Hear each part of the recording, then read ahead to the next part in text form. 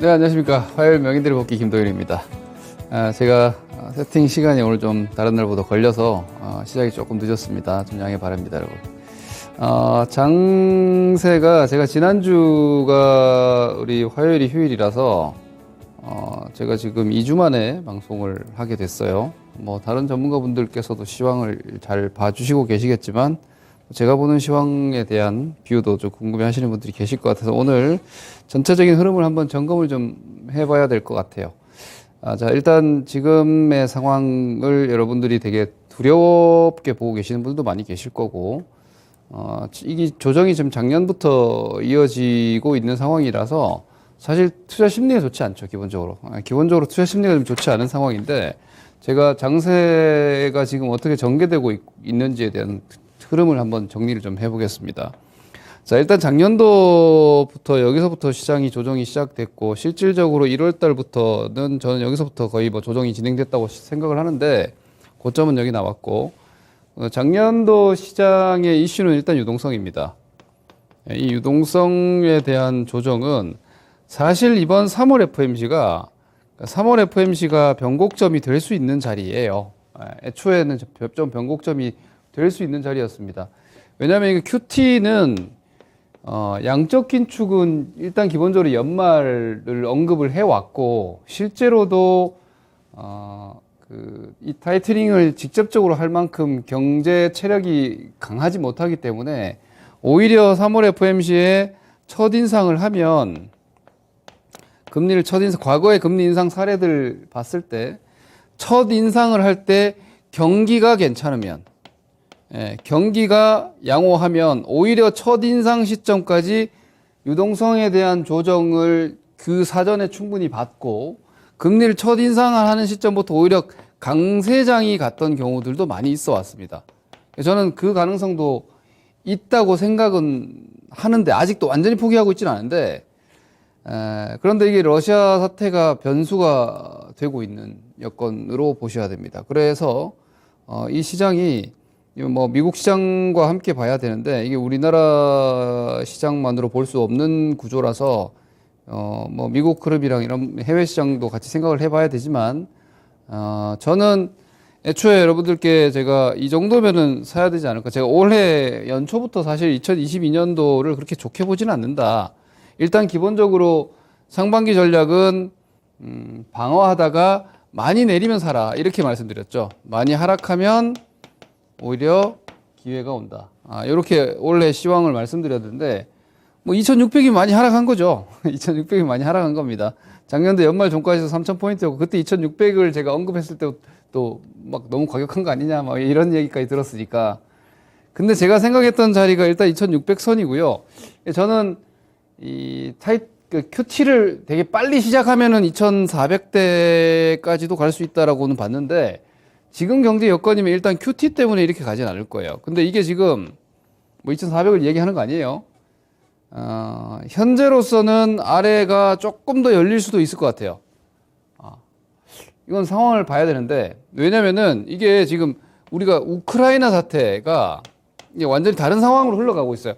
이 우크라이나가 뭐 우리가 돈바스 지역, 제가 말씀드렸던 돈바스 지역에 뭐랄까 좀 지역적인 혹은 국지전 양상으로 전개가 되고, 크림반도처럼 빨리 끝나는 상황이 되고, 어차피 나토 회원 가입국이 아니다 보니까 뭐 물리적 충돌은 당연히 없을 것이고, 우크라이나가 뭐 이게 돈바스 지역에서 좀 빨리 그래도 교전 상황이 끝난다면은 이건 별거 아닌 것일 수 있는 정도로 봤는데, 저도 그렇게 예상을 했고 대다수 그렇게 예상을 했어요. 근데 이게 이 우크라이나 사태가 아니라 러시아와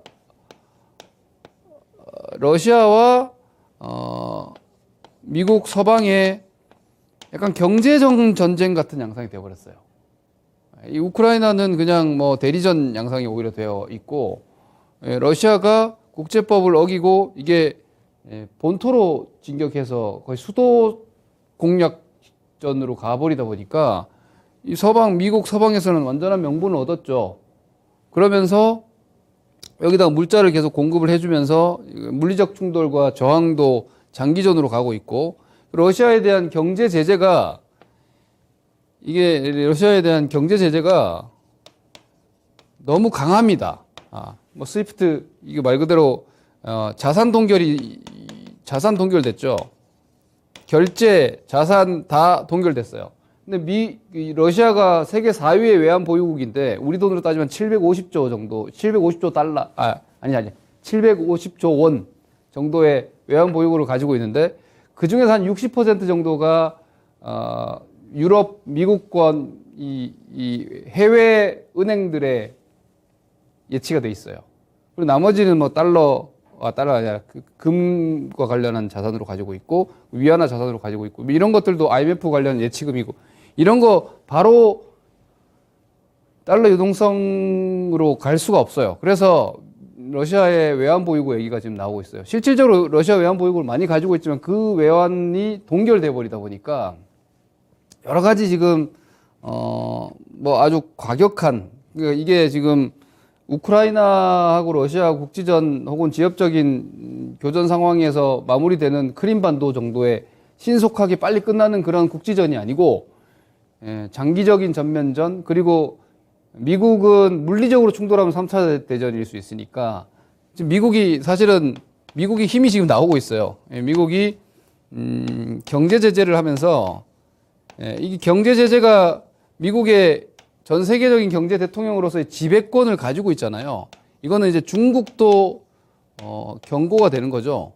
뭐 중국이 아무리 커도 니네 이런 식으로 하면 우리가 강력하게 제재한다라는 걸 보여준 격이고 그리고 이게 지금 볼모가 러시아가 되게 묘한 그 미국에 도움을 주는 카드들을 오히려 다 보여줘 버린 거예요.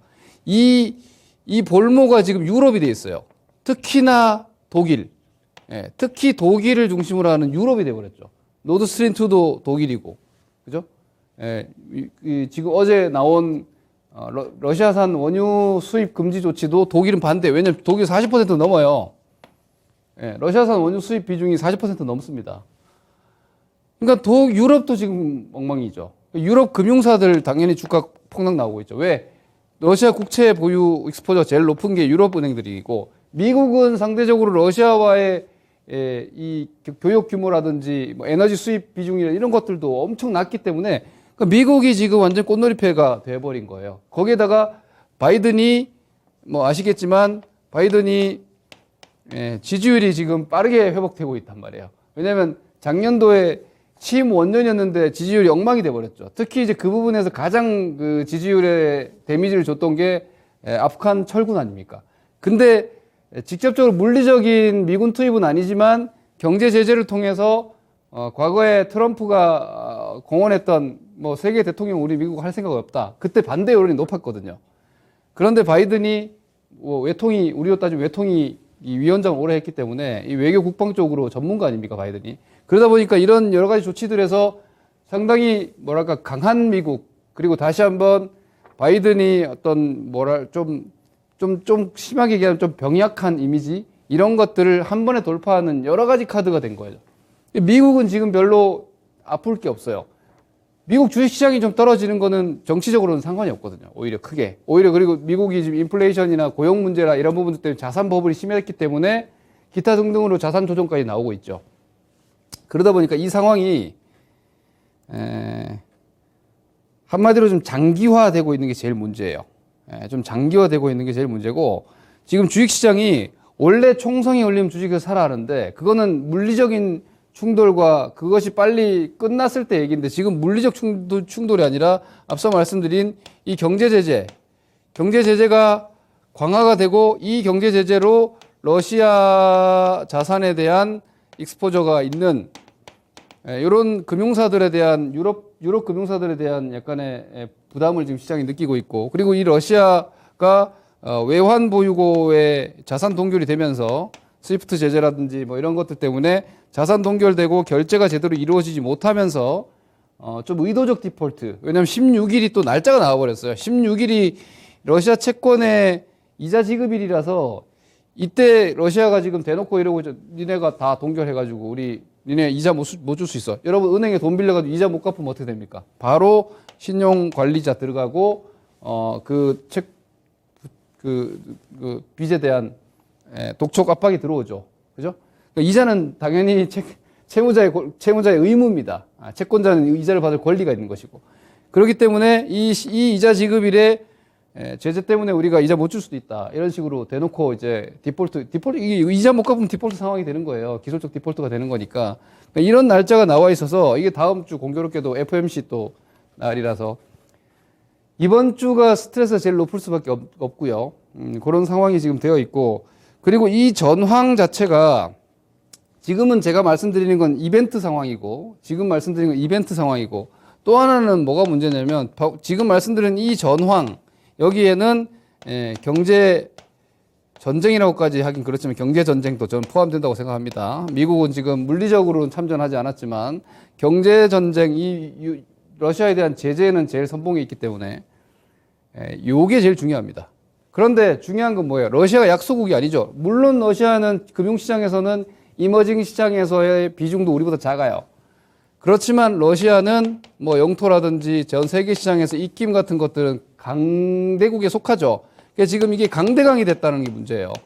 여러분, 강대강의 싸움은 한쪽이 확 이렇게 숙이고 들어가는 경우가 잘 없죠. 강대강에 대치해서 한쪽이 물러나기 위해서는 충분한 명분이 필요해요. 그리고 아시다시피 푸틴도 스트롱맨이니까 갑자기 숙이고 들어갈 수 없단 말이에요. 그렇기 때문에 이게 당장 뭔가 드라마틱하게 짠하고 끝날까? 물론 협상이 잘 돼서 뭐 휴전 상황이 된다거나 했을 때 이 조건 자체가 이 제재 완화가 된다라면은 전 세계 금융시장의 어떤 지금의 긴장도가 좀 완화되면서 유가 같은 경우에 좀 떨어질 거고 이런 상황이 생기겠지만 지금 어제까지도 지금 3차 협상했는데도 별 얘기가 없잖아요. 그러니 이게 이 강대강 대치가 최소한 다음 주 16일, 거기에 또 FMC인데 FMC는 이제 안 중요해요. 이번 FMC 하나도 안 중요해요. 그러니까 이 상황에 끌려가고 있는 거죠. 금융시장이.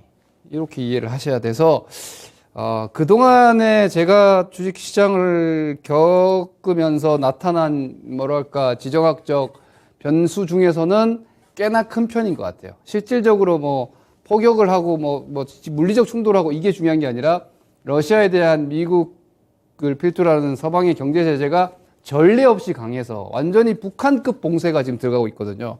그런 식이 됐을 때 러시아발 스태그플레이션을 우려하는 거죠. 그게 지금 가장 구체화되고 있는 문제입니다. 제가 오늘은 HTS를 볼 게 아니라 이 상황에 대한 현실적인 인식을 좀 하셔야 되기 때문에 그림을 몇 가지 좀 준비를 했는데, 자, 요게 지금, 전체 그림으로 보여드리겠습니다.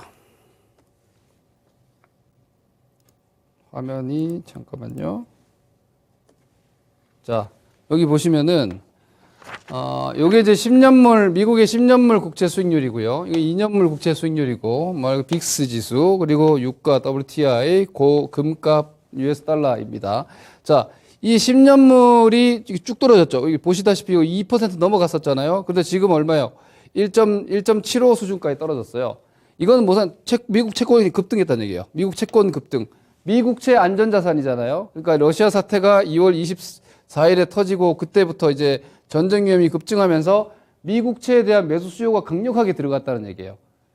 이것은 첫 번째로는 일단 안전자산. 왜? 그 시점에 달러도 급등하고 금값도 급등했기 때문에 일단은 이 1.7%대까지의 랠리는 달러 값과 금값과 연동한 이거는 안전자산, 안전 선호 현상이라고 생각을 할 수 있습니다. 그런데 공교롭게도 2년물 금리는 안 떨어지죠. 2년물 금리는 안 떨어졌어요. 즉 2년물 금리는 무슨 말이냐면 이거는 인플레 때문에 그럼에도 불구하고 인플레 때문에 금리 인상은 한다. 여전히 금리 인상을 한다. 이걸 전망을 하는 거예요. 안전 선호 현상을 이제 해소하는 것도 중요하겠지만 결국은 이게 안전 선호 현상이든 뭐든 10년물 금리가 2년물 금리보다 높아지면 여러분 이건 그냥 상식적으로 알고 계세요. 장기 금리죠. 이게 장기 금리입니다. 이게 단기 금리죠. 얘가 높은 게 당연한 겁니다. 여러분 당연히 돈 오래 쓰는데 이자 더 많이 줘야죠. 그래서 보통 이게 대출 금리죠. 그죠? 이게 대출 금리고 이거 예금 금리가 됩니다. 은행의 입장에서 장단기 금리랑 이 예대금리하고 같은 방향으로 가거든요. 근데 이게 역전이 돼가지고 장기금리가 낮아진다. 그럼 어떻게 돼요? 은행의 입장에서는 돈 맡기는 사람한테 돈 더 줘야 되죠. 내가 대출하는 이자보다. 그럼 이게 대출 경색이 나와요. 시중의 유동성이 말 그대로 경색돼 버리는 거예요. 그래서 장단기 금리차 역전되면 예대금리 역전되고 리세션으로 가는 게 거의 공식입니다. 그래서 지금으로서는 이게 그냥 단순한 리세션이 아니고 그냥 그 안전 선호 현상으로 인한 이벤트 효과인지 아니면 실질적으로 이제 이거죠. 인플레가 발생되면은 인플레가 그 하이퍼 인플레가 계속 된다라면 지금 거의 하이퍼 인플레이션 수준이니까 CPI 7.55는 엄청 높잖아요. 그럼 전년 동기 대비해서 낮아진다 하더라도 전월 대비해서 1%가 중요한 거예요. 이거 엄청 높은 거예요. 뭐 한 4월, 5월부터는 전년 동기 대비해서는 기저효과 사라지니까 낮아지겠지만 이게 전월 대비해서 1%는 심각하거든요. 거기에다가 아시다시피 우크라이나 곡창지대지 러시아, 우크라이나 다 자원 수출 국가 아닙니까? 그래서 유가와 곡물 가격은 뭐 심각한 코어에는 빠지지만 실질적인 구매력에 큰 영향을 미치거든요. 그러면 인플레이션이 강화가 되면은 이 원재료 즉 원가가 올라가죠. 기업들의 원가가 올라가고 일반 소비자들은 어떻게 됩니까? 구매력이 떨어지죠. 왜냐하면 차에 기름 넣고 뭐 난방유 떼고 먹고 살아야 되는 건 사람 먹어야 살지. 그 식료품 가격이랑 원재료 가격, 유가 올라가게 되면은 당연히 그 이외에 구매력 떨어집니다. 그죠? 그래서 이게 원가가 높아서 기업의 마진이 떨어지고, 가게에서는 구매력이 떨어져가지고 이게 경기 침체로 가는 거예요. 이게 정말 위험한 스태그플레이션이죠. 물가가 높고 경기 침체에 가는. 이거를 지금 구체적으로 걱정하는 건데, 제가 이전에도 뭐 미니 인플레이션이 이런 것들에 대해서 스태그플레이션에 대해서 시장이 언급한 적이 있는데 지금 이게 되게 구체적으로 걱정을 하기 시작했다는 거예요. 그럼 지금 어느 정도의 수준인지를 한번 보시죠. 자, 제가 이게 제일 중요하게 생각하는 요인 중에 하나인데요. 저는 아까도 말씀드렸지만 만약에 미국이 3월에 FMC에서 금리를 인상을 할 때 이 OECD 경기 선행지수가 좋은 상황에서 인상을 하는 거면 그건 강세장이에요. 그건 오히려 강세장이에요. 그런데 미국이 이게 지금 미국 지표인데요. 요게 지금 보시면은 미국이 지난달 12월이랑 1월 달이랑 100 언더로 빠졌어요. 100 이하로 떨어졌습니다. 이 OECD 경기 선행지수가. OECD 토탈로 보면은 아직까지 100 이상입니다. 100.4던가 하여튼 그렇고 우리나라도 아직까지 100 이상이고. 근데 기조 보시면은 작년도 6월 달 뭐 이후부터 일단은 경기가 이전만큼 이 코로나로 인한 엄청난 고성장세에서는 꺾였죠. 근데 그냥 꺾여서 100 스위칭하고 이렇게 다시 올라간다라면은 저는 금리 인상해도 시장 강세장으로 갈 수 있다라고도 생각을 하는데 근데 이 OECD 경기 선행지수 지금 꺾여 있어요. 그리고 미국 데이터가 100 밑으로 내려와 있는 상태에서 지금의 인플레이션 상황에서 과연 이게 100 이상으로 쉽게 올라갈 것이냐 쉽지 않을 것이다 라고 보면은 뭐 전문가가 나와서 장 괜찮을 거예요 좋을 거예요 라고만 얘기하면 얼마나 좋겠습니까만은 현재로서는 좀 힘든 상황이 조금 더 갈 수밖에 없을 것 같다. 그냥 단순히 주가가 좀 떨어졌으니까 팍 올라간다. 뭐 PBR이 뭐 1배수도 0.9배니까 올라갈 거다가 아니라 경기가 다운되면은 밸류에이션은 다 하향되는 겁니다. 아시다시피 이게 시장의 밸류에이션은 실적이 아니라 경제 지표거든요. 그런 부담을 지금 가지고 있다는 걸 알고 계시고 그렇지만 너무나 어떤 그 극단적 위험은 아직 뭐 아니다. 왜냐하면 제가 아까 말씀드렸다시피 러시아 자산에 대한 혹은 러시아 채권과 연동되어 있는 이런 유럽 금융사들의 어떤 그 포지션 자체가 위험에 노출되어 있는 거예요. 그러니까 이런 부분들이 정말 이제 미국 금융시장과 과거의 금융위기나 혹은 이 코로나 팬데믹과 같은 그런 말도 안 되는 한 2주, 일주일 만에 주식시장이 한 20, 30% 폭락하는 그런 사태냐? 그건 아닌 거죠. 오히려 정말 스태그플레이션 돼서 침체라면은 천천히 오랫동안 떨어지는 거지 그런 대단히 강력한 쇼크는 진짜 말 그대로 신용위험이 노출되고 자, 금융위기는 뭡니까? 금융위기는 미국이 망할 것 같다. 미국 은행들이 망하니까. 다 망할 것 같아. 뱅크런 나오고 난리 났잖아요. 그죠? 달러 막 팔아제끼고. 팬데믹 뭐예요? 경제를 다 멈춰버렸어요. 그냥 주식시장의 경제 활동을 멈췄으니까 당연히 폭락 나오는 거죠. 근데 이런 상황이냐 지금 그건 아니라는 거죠. 지금 이게 미국의 우량 채권, 하이드 채권 스프레드라고 원래 하는 이 미 우량채랑 이 정크 등급 쓰레기 채권하고의 이 격차 스프레드인데 이게 팍 올라가면 이제 위험 채권들에 대해서 그러니까 안전 선호 현상이 극도로 강화되는 거죠. 그리고 서로 조금만 불안하면 돈 안 빌려주려고 하는 이제 이런 정도의 경색 상황이냐? 아니에요. 아주 안정적입니다. 여전히 조금 올라오긴 했는데 문제 없고요. 그리고 은행 간에 이게 이제 그 TD 스프레드인데 이것도 마찬가지. 이거는 이제 은행 간의 자금 융통이 얼마나 잘 되고 있느냐인데 이것도 전혀 문제 없습니다. 지금 보시면 완전 바닥 딱 붙어 있죠. 그죠? 여기 금융위기 때 이렇게 돈 서로 안 빌려주려고 그랬어요. 지금 그런 상황은 전혀 아니고요. 그리고 아까 보여드렸듯이 뭐 10년물, 2년물 금리나 이런 것도 아직까지는 그 리세션 수준까지 들어가진 않았어요.